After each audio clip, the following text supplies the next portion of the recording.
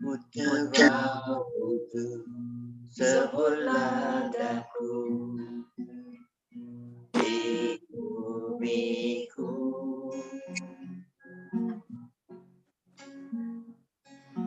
Wahai putera wujud sebelah daku di bumiku.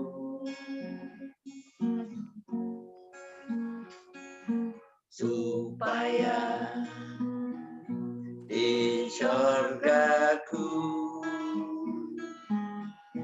aku dapat ingat dikau, supaya di syurgaku aku dapat ingat dikau. Demikianlah mata diriku dan dirimu akan dihiburkan. Demikianlah mata diriku dan dirimu akan dihiburkan.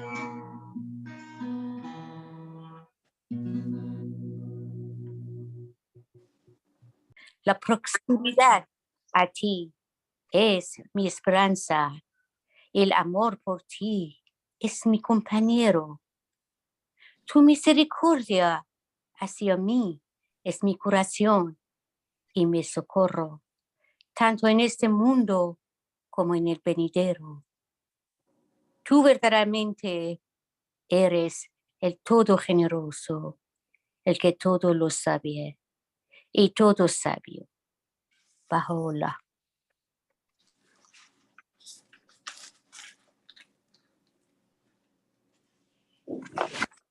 Thank you very much, Mahnouz Khanum. Thank you very much. It's my absolute pleasure to introduce to you our speaker tonight. As the subject is very important, we wanted to make sure that our speaker tonight would do justice to this subject. Who better than Mr. Arjomand, Mr. Faryar Arjomand, who has firsthand information about the concept of race unity in America and the life of Louis Gregory through a family member who was a close friend of Louis Gregory and his wife. He will share the most inspiring details with us all tonight, and I'm sure you will love it. By way of introducing Mr. Arjomand, I just wanted to include that he is an engineer. He has a master's degree in electrical engineering from the States and was among the first engineers there who worked for NCR, converting analog systems to digital systems. Of course, in Canada, he was asked to create and develop the electronic department at Sheridan College and was the department head for 21 years. He has been training hundreds and hundreds of young students in that field. We are very grateful that Mr. Arjomand accepted to be here with us tonight. Tonight is a feast night in some countries, and I really appreciated, Mr. Arjomand, that you accepted to be here tonight with us. Over to you. Thank you so much, dear Firuzande, and it is really my great privilege and honor to be with you tonight. I must say hello and good evening to you, dear friends and perhaps welcome to anybody who's coming and joining us for the first time tonight. Because I haven't been in all the meetings, therefore I don't know who has been regularly coming and who hasn't. But nevertheless, welcome to all of you, dearly beloved friends. As Furuz said, my name is Faryar Arjomand, and my talk tonight is about Mr. Louis Gregory, who was an African American who in the early years of the 20th century championed the cause of unity. During his lifetime, his advocacy for racial equality was truly exemplary. I must also say in here, however, that his source of inspiration, guidance, and encouragement was none other than the person of Abdu'l-Baha.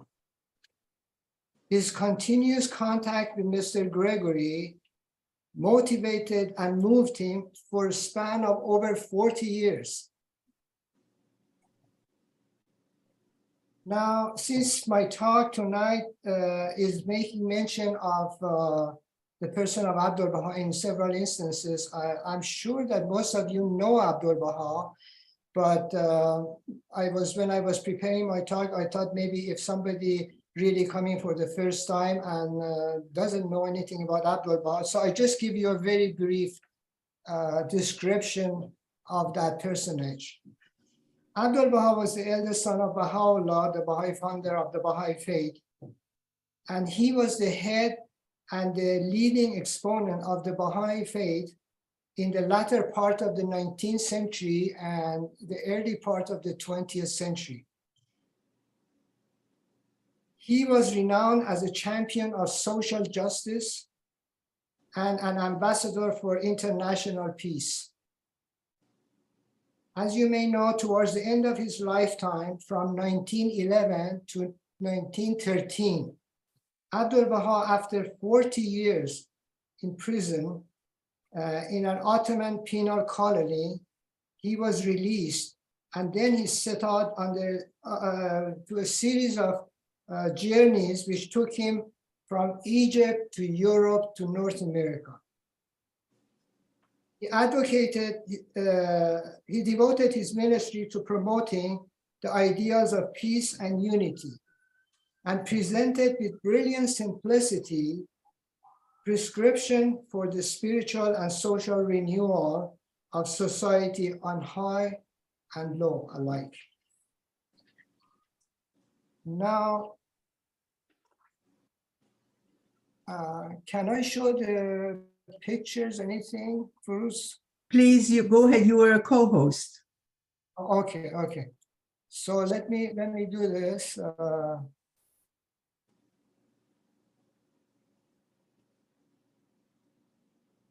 Can you see the picture now? Yes. Okay. Here is the early life of Mr. Louis Gregory. Louis Gregory was an African American who was a lawyer who rose from humble circumstances in Reconstruction Era South Carolina to national and international prominence as a teacher, speaker, writer, administrator, and the proponent of race unity and equality.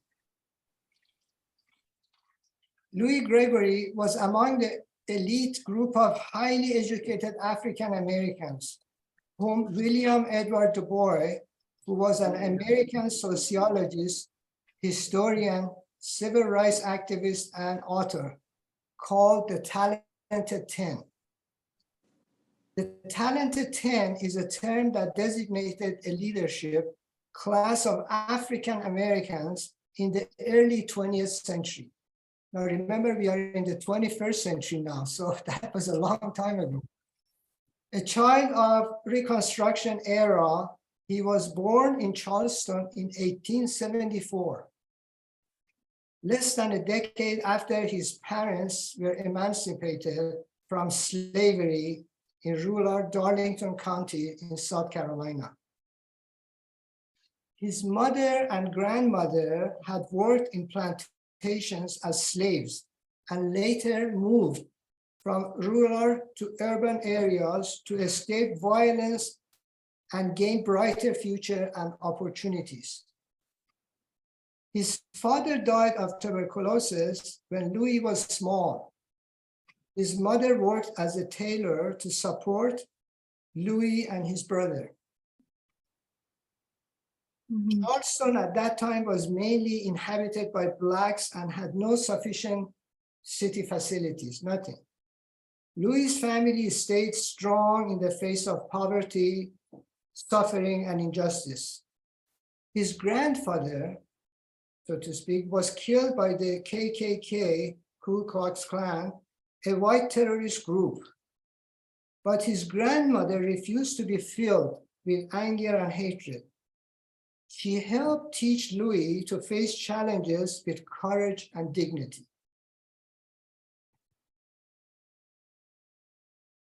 Louis was raised by his mother and his stepfather, Faryar Gregory, a Union Army veteran. He attended the best school available to Blacks of his day, including Charleston Avery Institute, and that was a private school, Fisk University in Nashville, and finally the law school of Howard University in Washington, D.C. It must be noted that in the turn of the 20th century, now please pay attention to that, only 2,000 out of 9 million Blacks had university education.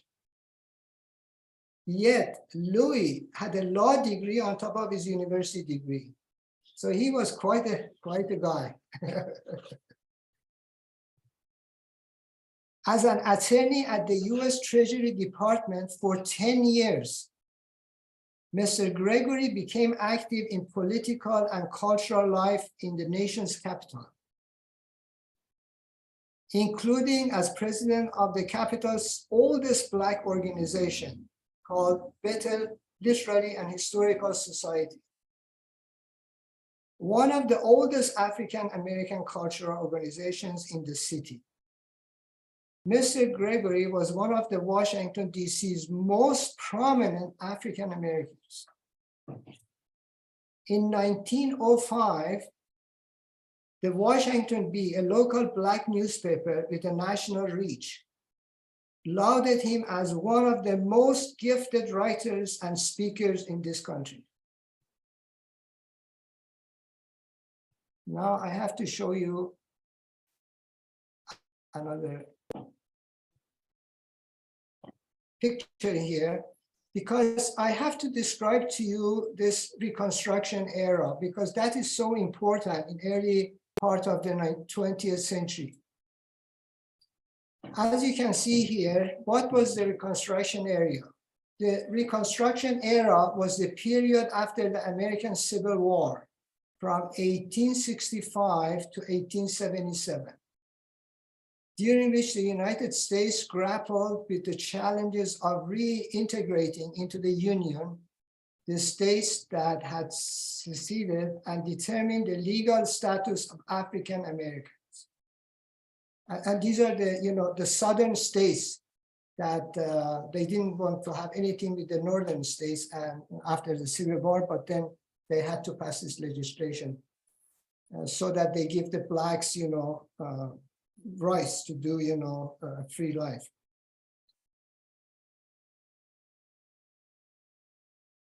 As a Baha'i life of Mr. Gregory, I must indicate that working at the Treasury Department, he was preoccupied with the idea of turning things around and make difference in society.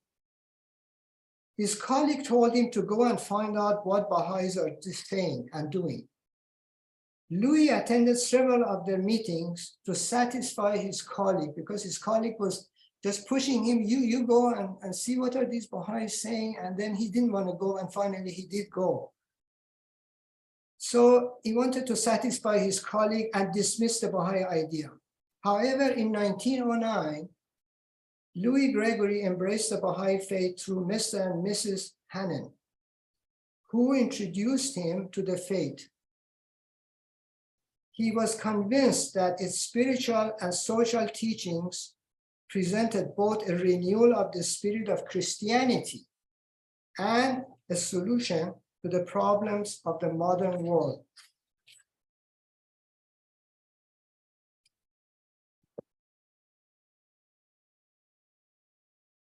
Now I go to the next.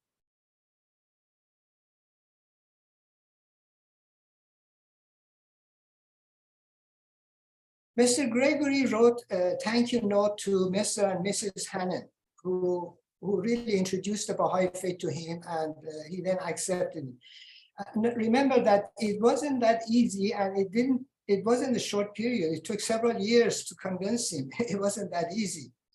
But then he wrote this letter to them. It comes to me that I have never taken occasion to thank you specifically for all your kindness and patience, which finally culminated in my acceptance of the great truths of the Baha'i revelation. It has given me an entirely new conception of Christianity and of all religion. And with it, my whole nature seems changed for the better. It is a sane and practical religion which meets all the varying needs of life, and hope I shall ever regard it as a priceless possession. Now remember, the date of it was July 23rd, 1909, that he wrote that letter. We go back to one of the sayings of Abdul Baha, before he even knew about Mr. Gregory. Abdul Baha said, in every century, a particular and central theme is in accordance with the requirement of that century, confirmed by God. In this illumined age, that which is confirmed is the oneness of the world of humanity. Every soul who serveth this oneness will undoubtedly be assisted and confirmed.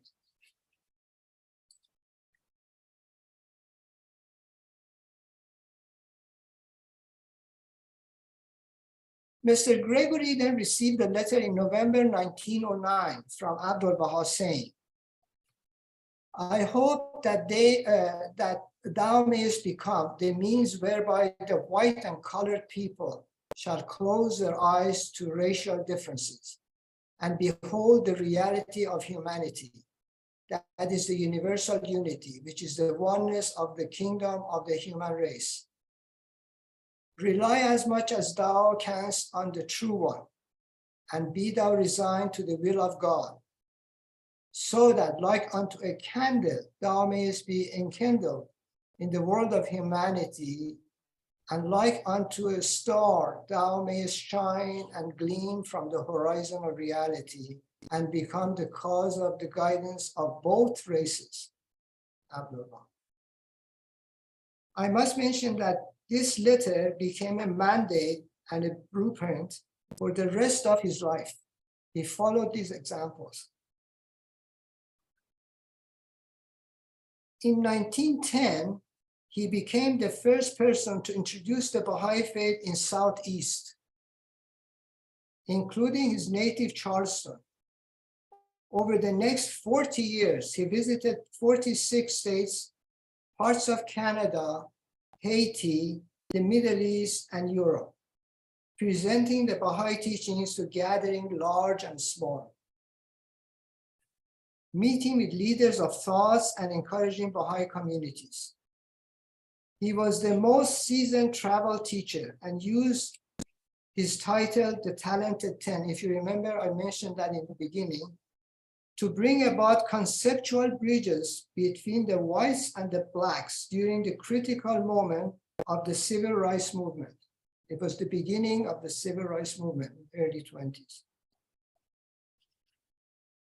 In the US, during the Jim Crow segregation era, like many young, educated Black Americans, he often had to endure dangers, indignities, discriminatory laws, and practices of that era, which made traveling by car a problematic and even dangerous experience for African Americans. Along the nation's highways, I must say that Black travelers were continually denied access to essential services like gas, lodging, restrooms, hotels, anything that they required during the travel, it was denied to them. As a lecturer, author, organizer, Louis Gregory ensured that the Baha'i faith came to the attention of a considerable portion of the African American public and of a number of progressive whites in the first half of the 20th century.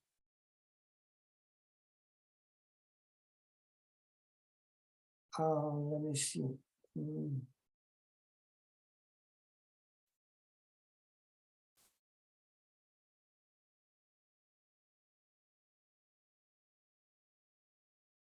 At this time, I must mention that several well-known African Americans became Baha'is through the efforts of Mr.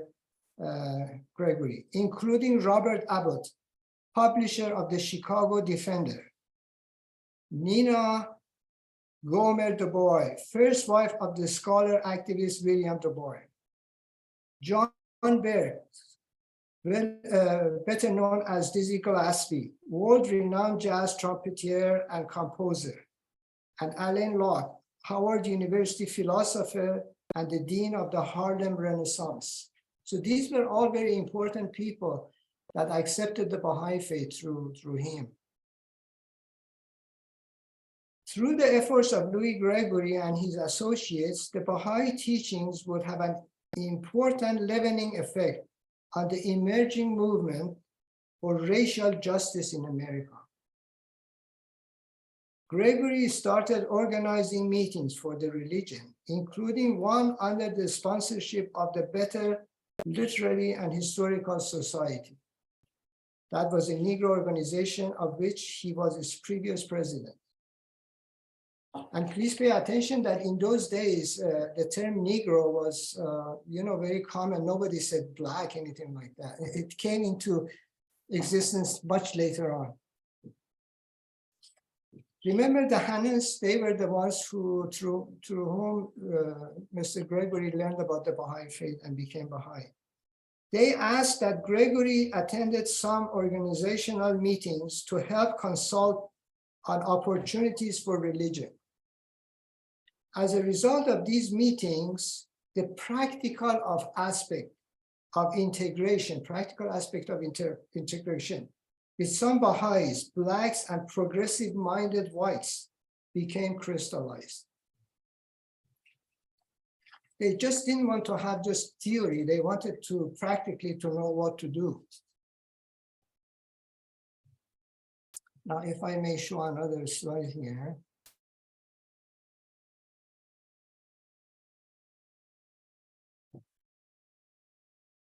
Abdul-Baha again wrote to Mr. Gregory, there are no whites and blacks before God.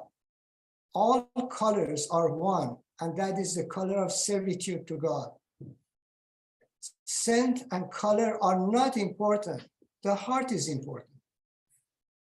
If the heart is pure, white or black or any color makes no difference. I liken you to the pupil of the eye. You are black and it is black, yet it becomes the focus of light, the pupil of the eye.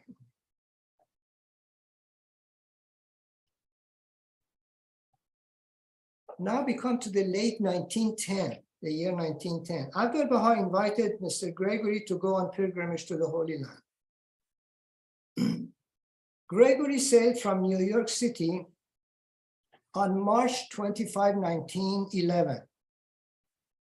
He traveled overland through Europe to Palestine and Egypt. In Palestine, Mr. Gregory met with Abdul-Baha, where he also visited the Baha'i holy shrines in that time, whatever it was. While in Palestine, he discussed the race issue in the United States with Abdul-Baha and the other pilgrims there. A milestone in Gregory's spiritual journey was his pilgrimage in 1911. Abdu'l-Baha observed, "Verily, he has much advanced in his journey. He received another life and obtained another power." This is what Abdu'l-Baha said about him. When he returned, Mr. Gregory was quite another Gregory. He wasn't the same. He was quite another person. He had become a new creation.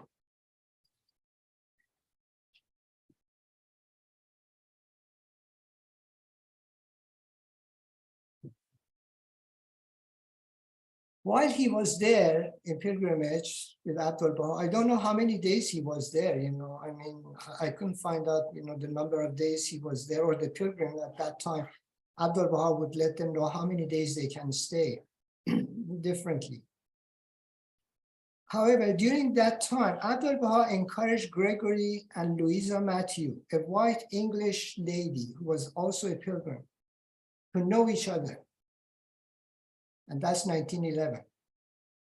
After leaving Egypt, Mr. Gregory traveled to Germany, where he spoke at a number of gatherings to Baha'is and their friends. When he returned to the United States, he continued to travel mainly in southern states to talk about the Baha'i faith. He held his first public meeting on religion after his return, and then published an article under his own name in November issue of the Washington Bee. That was a well-known Black newspaper. And he was all inspired by the Baha'i teachings, his writings. In April 1912, Mr. Gregory was elected to the National Baha'i Executive Board. Now, I have to tell you this thing here. I mean, just have to make mention of it, that to have a Black person elected to something that everybody's white is just unheard of. Nobody did that.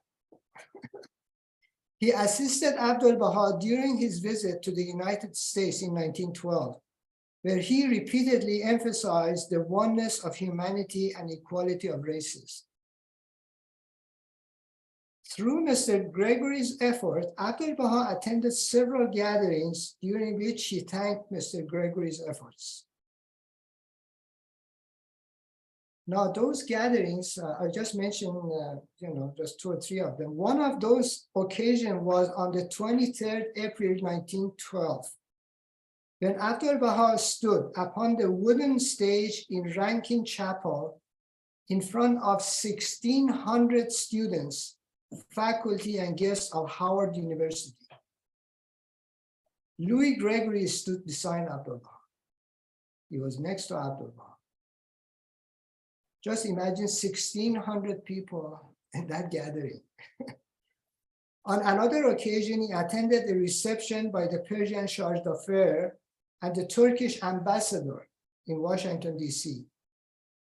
At the reception, Abdu'l-Baha overturned strict Washington protocol by seating Gregory in the place of honor at that diplomatic luncheon to which he, being a Black, had not been invited.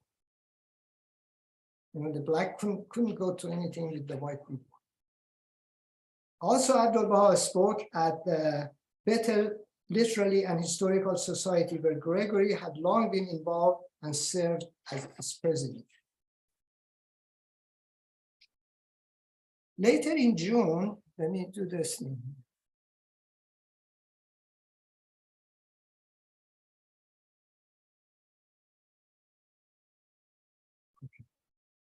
Later in June, Mr. Gregory was instrumental in arranging for a talk by Abdu'l-Baha, who addressed the National Convention of the National Association for the Advancement of Colored People in Chicago, which was reported by William Du Bois in his publication, The Crisis.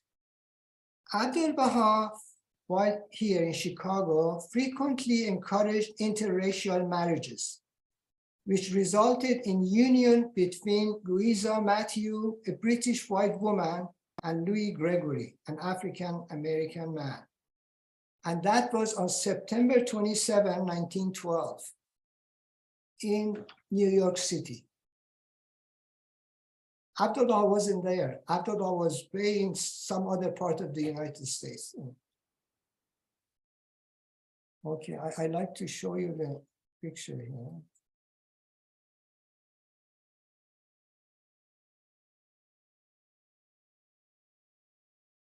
So that is the picture of the two.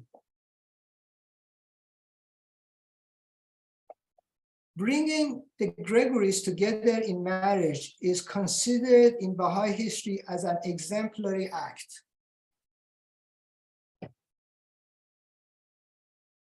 The marriage of, and then I have to say this thing here. This is very interesting. This is about their marriage now. Now, they got married in New York City, and then they went to a house. They exchanged Baha'i vows after the rites performed by Reverend Everard W. Daniel, curate of St. Philip's Protestant Episcopal Church, perhaps the most prestigious African-American church in the country. But that was in a private ceremony in his residence. They couldn't have anything in a church or something like that, black and a white person. Christian, Jews, Baha'is, as well as whites and blacks from both England and America were presented in the small group in that wedding. For the duration of the ceremony, the divides of the world were held at bay. They all came together. At that time, now please pay attention, at that time, interracial marriage was legal in Washington, D.C., but not socially acceptable. They could get married, but nobody wanted to have them. It was outlawed in 25 states. It wasn't until 1967, I think there were 54 years after that, that legislation forbidding interracial marriages was henceforth illegal.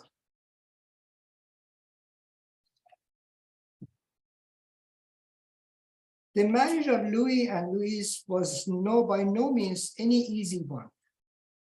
Even finding a place to live proved difficult, black and white. They couldn't find a place to live together. They were discouraged from traveling together by nervous but well-meaning friends. The couple spent long periods apart, since Mr. Gregory's race amity work took him regularly to the South, where his wife could not go with him. It was impossible for her. Louis and Louise Gregory remained happily married until his death, nearly 40 years later. Through their lives, Mr. Gregory said, they shared one spirit, one purpose.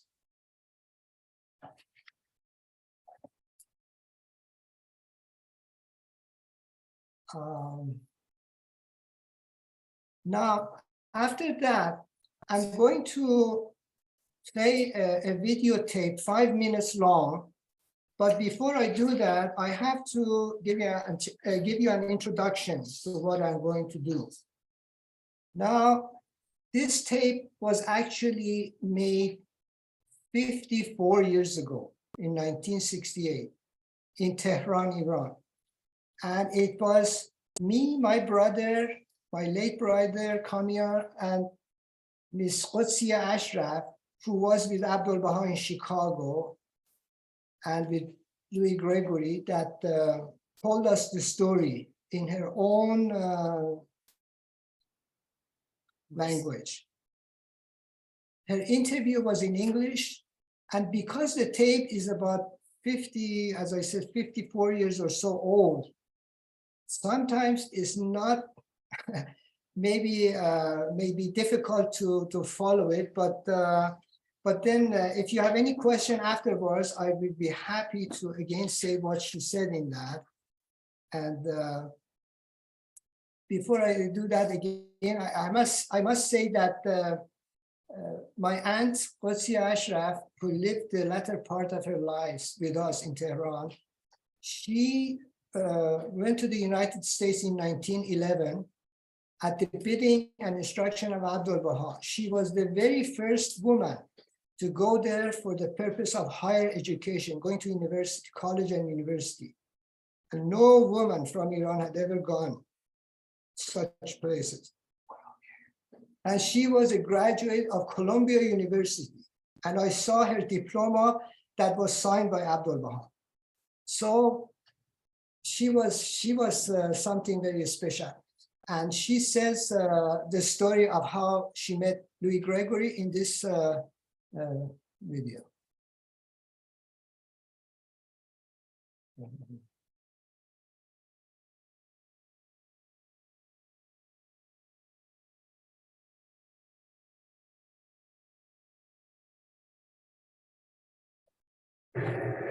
I know that you met with Mr. Gregory, who after his death became a hand of the cause, and he was a legal man, legal Baha'i.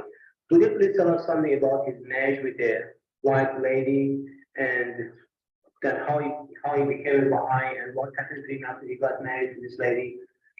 Of course, everything went. When he had come into the cause, I was not there, and I can't tell you much in detail.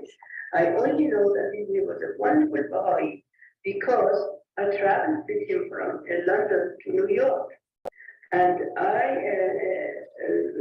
came to know him very, very well. And he was a wonderful Baha'i, and he married a white lady, an English lady, because the English lady said in the conversation with me and with Abdul Baha that she wanted to do this to do away with the prejudices that exist between the white and the Negro. English lady called Louise Matthews, Miss Matthews, came to me right there in Chicago and said, I want you to be my interpreter with the master. I don't want the young men. And then I went to the master and feeling what Mrs. Matthews had said, that she wanted me to be the interpreter, and the master said, very well. Yes. When we went to the master at the time that she was to interview him, she said in English, and I put it into Persian, that she wanted to marry Mr. Gregory to do away with this prejudice between the white and the Negro. Yes.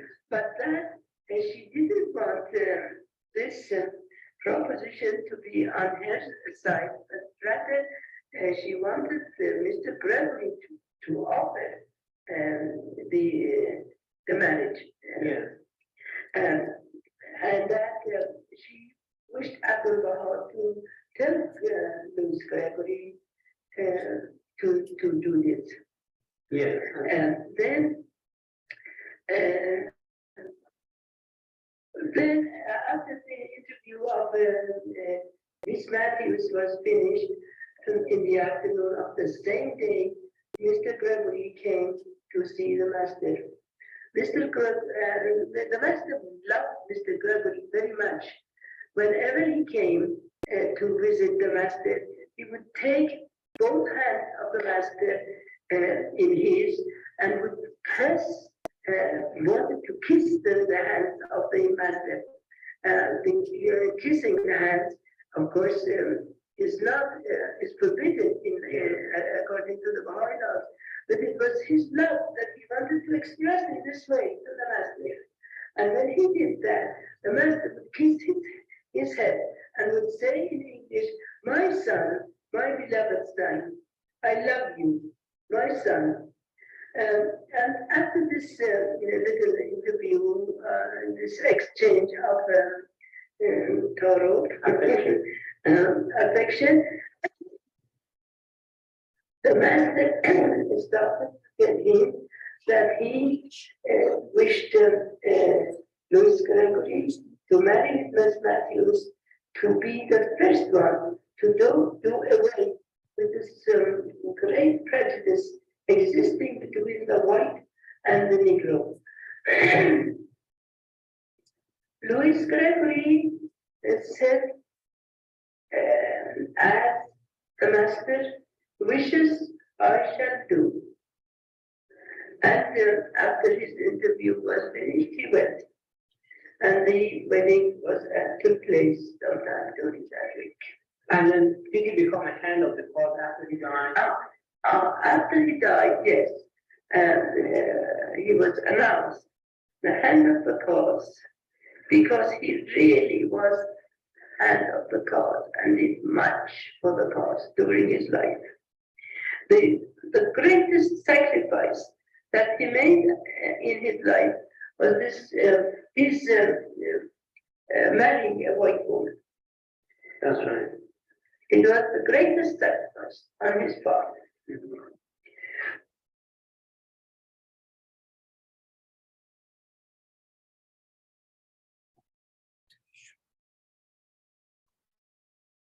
Okay. Mr. Arjomand, would you be willing to kindly just say what Ms. Ashraf mentioned, because it seems that actually Mr. Louis Gregory's wife, Louisa, went to her, if I understood correctly, and asked her to ask Abdul Baha for this marriage. Is this true? Okay, let me just rephrase some of the things that she said. My aunt said that Qudsi Ashraf, who was known as Qudsi Khanum. She said that when she was in Chicago with Abdul Baha, then Miss Louisa Matthew came to her one day and said that I want you to translate what I say to Abdul Baha. I don't want that man to translate.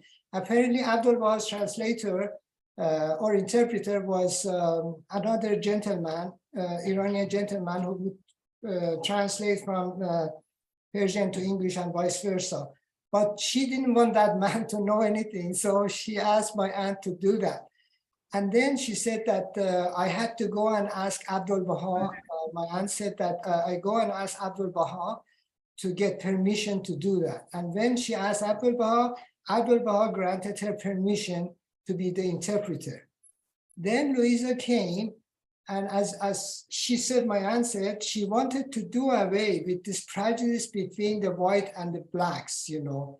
She says Negro, but in those days, you know, the terminology was Negro.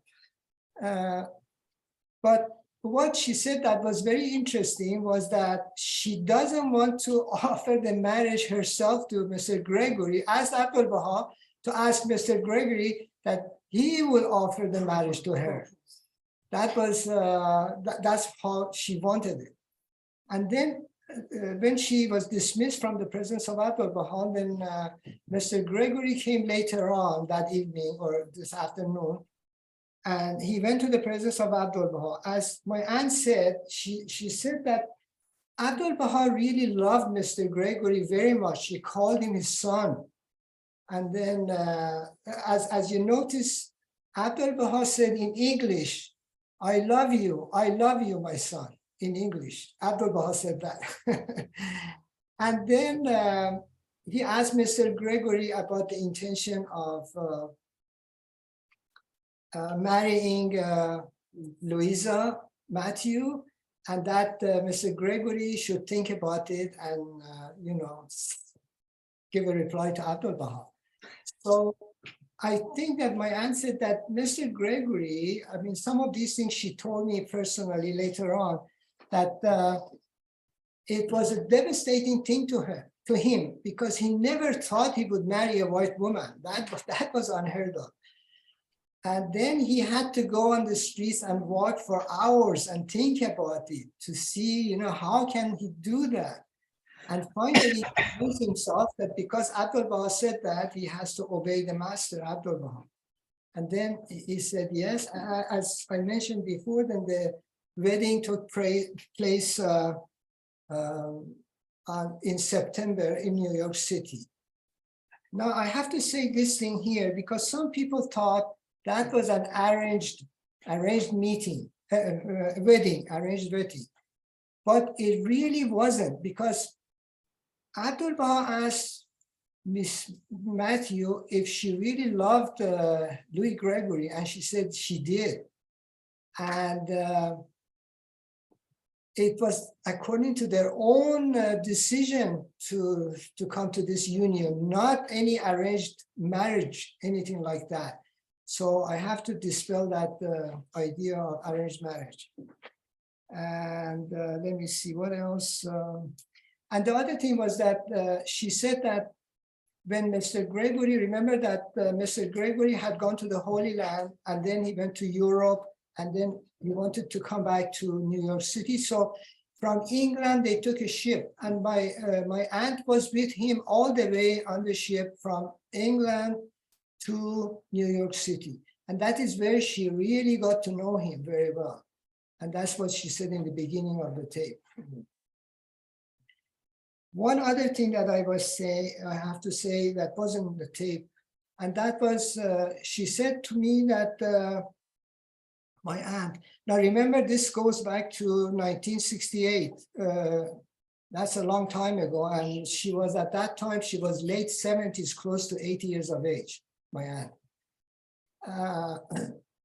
She said that after the marriage, Mr. Gregory soon thereafter had to leave his law practice. He was a very successful lawyer, very successful in Washington, D.C. He had to abandon his law practice because both the whites and the blacks just didn't want to associate with him because of this marriage. And he decided that he would go around and teach the Baha'i faith. And if you remember what I read before, he went to 46 different states. He went to different countries and places, even in Canada. And he talked about the Baha'i faith and spread the faith. That's why he devoted the rest of his life to the promotion of the Baha'i faith. Okay, now, if I may show you the next slide.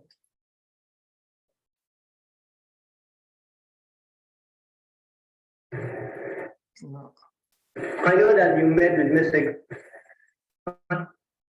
Okay, sorry.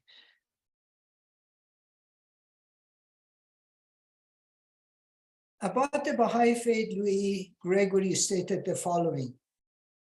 He said, a gift to race enlightenment. This most great reconstruction, which the majestic revelation of Baha'u'llah brings to view, is not black or white, or yellow or brown or red, yet all of these. It is the power of divine outpourings, an endless perfection for mankind. Man. Yeah, such a profound observation. Now, in Reconstruction era, an era when the Jim Crow system severely restricted the social, economic, and political opportunities for African Americans, Louis Gregory was elected to a number of important leadership positions in an emerging American Baha'i community. And remember that the membership by far was mostly white. In 1911, only 2 years after embracing the faith, he was elected to fill a vacancy on the local Baha'i administrative body in Washington, D.C. The next year, he was elected to the forerunner of the faith's national body, that is the National Spiritual Assembly of the United States. And he served in that capacity for a total of 16 years until shortly before his death. Now I'm going to show you this picture here. So you can see him. He's the only, black person, and these are all the early members of the National Spiritual Assemblies. You can find some hands of the cause amongst them, some very important people who did a great services. And then he served as a secretary of the National Assembly for a number of years. And he wrote, because he was a very competent lawyer, he wrote many of the what do you call the assemblies? Minutes. No, not minutes, but I forgot. Reports? Not reports. The bylaws, and these things are the that became a model for other national spiritual assemblies throughout the world to follow. Yeah. As one of the FACE national representatives, Louis Gregory helped promote the establishment of new local Baha'i communities across the United States. During decades when African Americans and other marginalized groups were striving for full participation in the mainstream political process, the local administrative bodies that Baha'is were building became unique laboratories for interracial cooperation. Now they said, this is a laboratory that we are doing, come and see, how we can do it. With the fall of Jim Crow system in the generation after Mr. Gregory's death, tens of thousands of people, mostly rural African Americans, became Baha'is in South Carolina and other deep South states.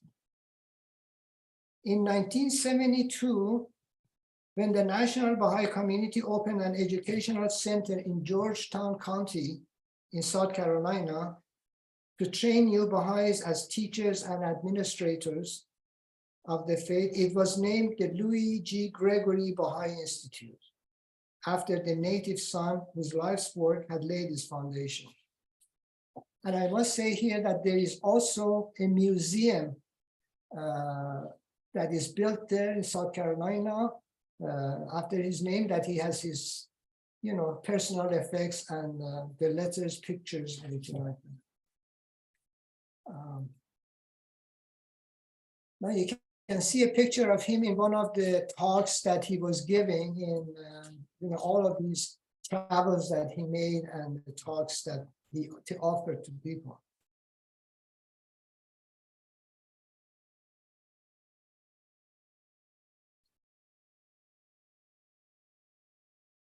We come to the tributes to him. Louis Gregory holds a unique position in North American Baha'i history. Gregory's lifetime of effort cannot be considered separate from his attainment of extraordinary personal attributes. From his youth, Gregory was bright, multi-talented, and idealistic, gifted with eloquence and a sense of humor. Now, I must interject here that this sense of humor was something that he mentioned, one of the researches I made, from his grandmother. His grandmother, although was slave and suffered great hardship, told Gregory when he was little that he has to face everything with humor and laughter. So that was actually instilled into this young boy, only a few years of age, and until the end of his life. After becoming a Baha'i at the age of 35, he began working consciously toward personal spiritual transformation and the achievement of deep faith, patience, and humility.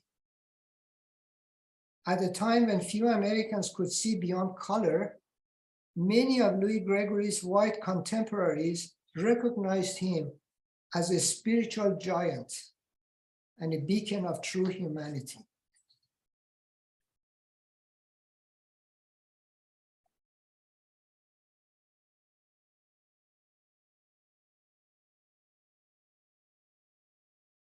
Okay. So this is a picture of of Mr. Gregory's towards the latter part of his earthly life, you know. He must have been a handsome and tall gentleman. In December 1948, Mr. Gregory suffered a stroke while returning from the funeral for a friend. His wife's health was also declining, and the couple began to stay closer to home. They lived in Greenacre Baha'i School in Eliot, Maine.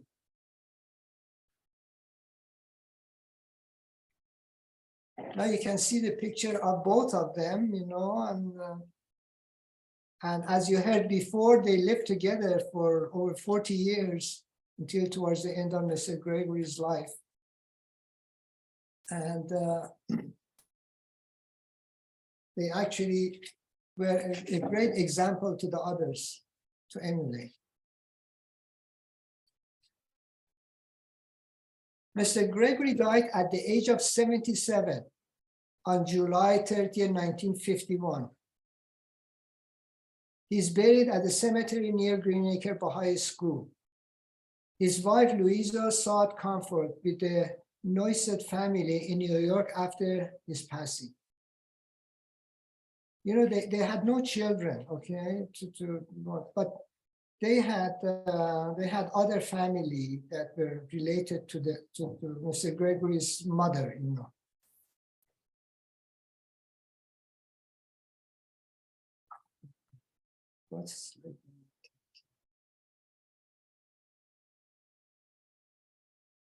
On his death, Shogi Effendi, the guardian of the Baha'i faith at the time, cabled to the American Baha'i community the following: profoundly deplore grievous loss of dearly beloved, noble-minded, golden-hearted Louis Gregory, pride and example to the Negro adherents of the faith. Keenly feel loss of one so loved, admired, and trusted by Abdul Baha. Deserves rank of the first hand of the cause of his race. Rising Baha'i generations in Africa will glory in his memory and emulate his example. Advise hold memorial gathering in temple in token recognition of his unique position, outstanding services. And that temple was the Baha'i house of worship in Bilmel.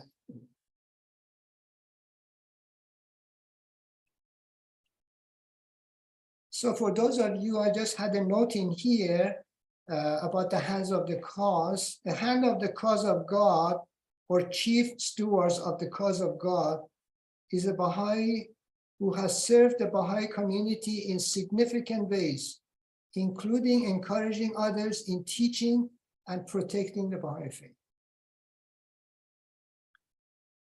And so it brings me to an end at this point. And if you have any questions and you want to ask me, by all means, and please forgive me if I didn't present it the way that it should have been, because he was a tremendously great person, and he deserves a lot more than what I could, offer to you to be introduced to everybody. Thank you. Thank you very much, Mr. Arjomand.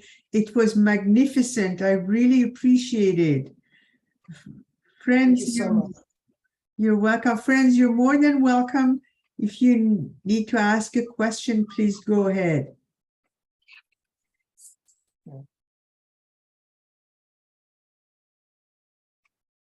Mr. Arjomand, it was always mentioned in his life story that Abdul Baha told Louis Gregory to marry Louisa, but it was only the testimony of your aunt, that Qudsi Khanum Ashraf, who mentioned that this is very interesting, that Louisa came and said, I need to talk to Abdul Baha with the presence of you as a female interpreter.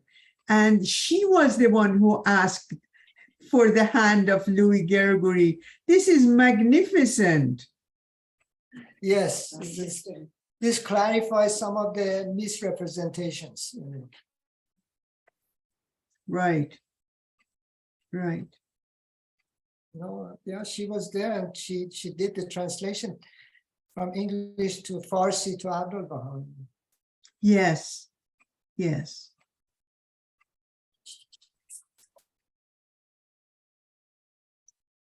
Yeah. Azita Shakib wrote, thank you very much, Mr. Arjomand. Enjoyed it very much. Would you please explain the concept of interpretation of the pupil of the eye? Oh, okay. You know, when you look at your eyes, the pupil of your eye is usually black. But then that pupil, as the one that let the light of the world go through the pupil into your brain and then verify what it is, and then you can see things. That pupil is black, but then it's the source of light that comes to your whole being. And then he likens Mr. Gregory, he says, although you're black, but you like the pupil of the eye. That you're shiny and you emanate light and bring, you know, light and vitality and life to everything.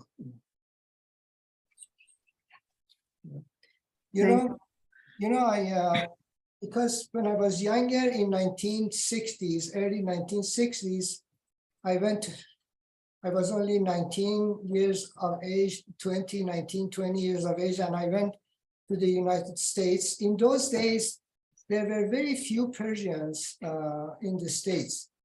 And then when a Persian came to the United States, everybody would gather around them and say, oh, you're coming from Iran, the land of Baha'u'llah and Abdul Baha. Tell us about that, you know, tell us about the holy places and so on and so forth.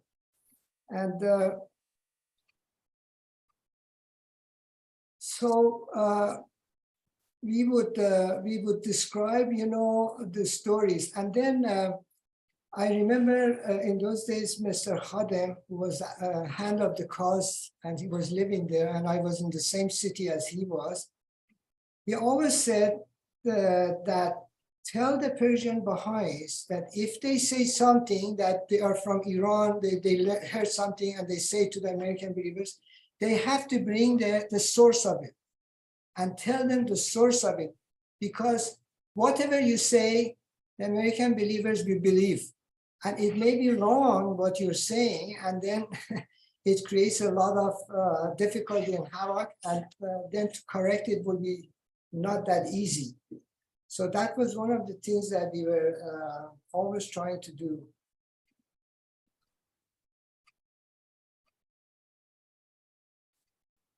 Thank you. This is very interesting. I see Ms. Simin Rabbani is writing very meticulously whatever you're saying.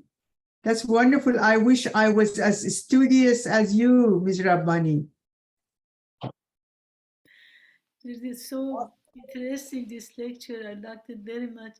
And I hope that we will have a copy of this talk. Is it possible? Absolutely. It's actually, as we speak, it's recording, and then it will be uploaded on the Baha'is of Oakville. If you want to write down your name and email address, I would in the chat, I would be more than glad to email it to you. Thank you so much. I will. May I say this thing as well, that when I was in the States in those days, still, you know, the difference between blacks and whites was very great in the 60s. And now it's even more, as I see it. But I had many black friends. And I remember that one time there was a Baha'i lady who was black, and she became a Baha'i with her daughter. And then she told me, Faryar, I want you to come to our home, and I want to introduce you to my husband, who was a black person too. So I was very interested and very happy to go there, and we went to her home, and her husband wasn't there. So we started talking and having tea, and then finally the husband came. And then I stood up, said hello, and she introduced me to her husband. But she refused to shake my hands, you know, the husband. I mean, sorry, he refused to shake my hand because I was a white person, so to speak, compared to them.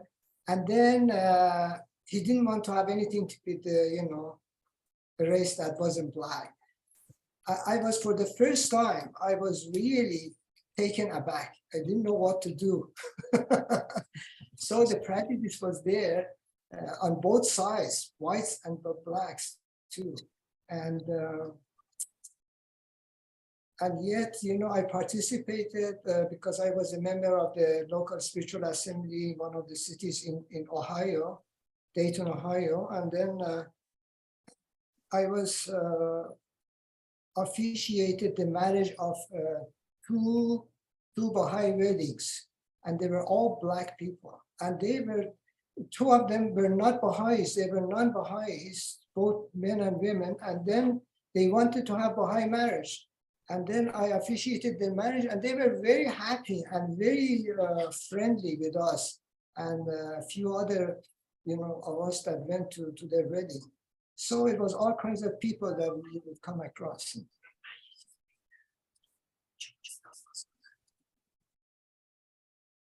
Thank you very much. A few friends asked for the recording, and I will definitely send it to them. Is there any other question?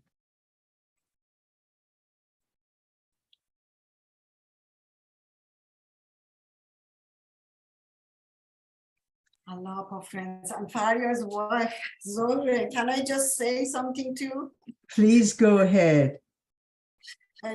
Just a minute. We were very young. I got married and came to the United States, and we went to a city which was very affluent, and they had 7 Baha'is, and they needed 2 more for the assembly to form. And Faryar and I went there. Of course, I didn't know 1 word of English. For 9 months I sat there in the assembly and didn't say anything. Anyways, we had a nice apartment in a very nice city. We were students, couldn't really afford it that much, but because they needed members for the assembly, we moved there. And we had a fireside, and one of the well-known famous professors, black gentleman with his wife, both of them professors of the university in Dayton, Ohio. They came to our fireside one night, and it was just me and Faryar, and he used to go to work, and I was home not making any noise. The day after that they came to the fireside, the landlord came and said, you know, you two make too much noise. I said, what noise? And he said, you make too much noise and you need to evacuate this apartment. And within 2-3 weeks, we had to leave the apartment just because we had that fireside, and those beautiful, well-known couple came to the fireside. That was the prejudice. Sorry to take your time. Thank you so much. Appreciate it. Mr. Liu Chi writes, many thanks for such a wonderful and inspiring talk, Mr. Arjomand.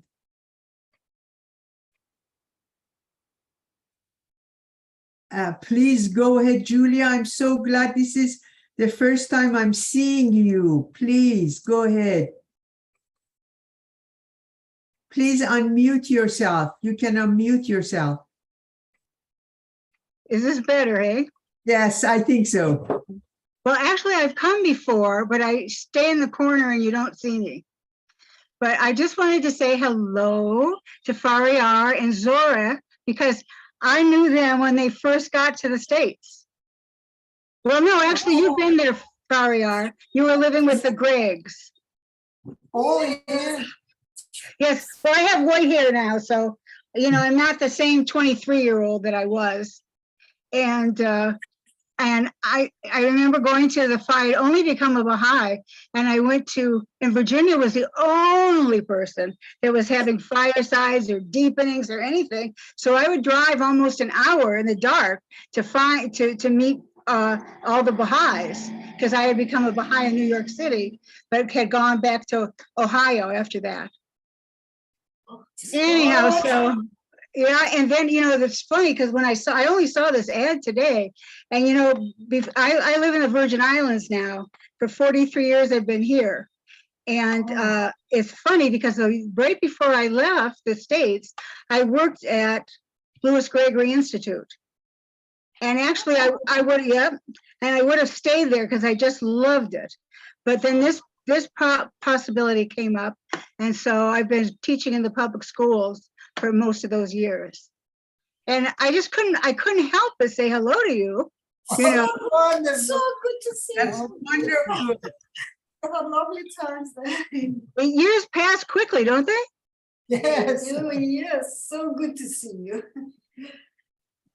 I put my telephone number in the chat. So if you get a chance, you know, if you want to call me and then be in touch with each other.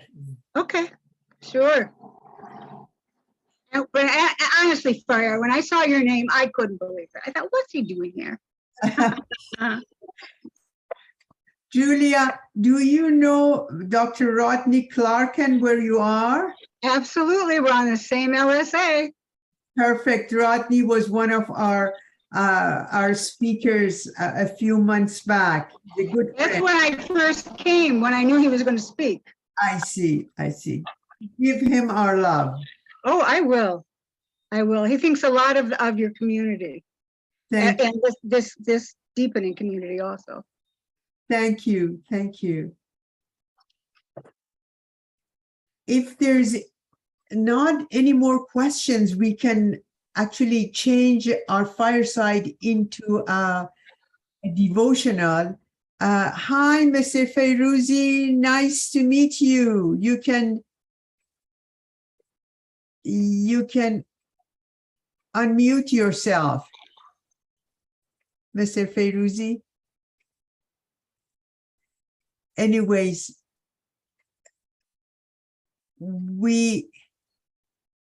tonight is the evening. Who's on the gun? Can I say a word too?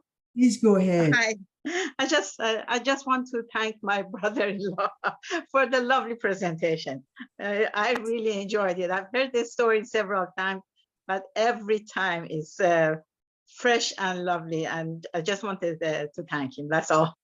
And thank you for organizing it. Thank the committee. Thank the Oakville Assembly for organizing it. Thank you so much. You're That's very it. welcome. Thank you. Thank you, dear John. Thank you for encouraging. Thank you. It's okay.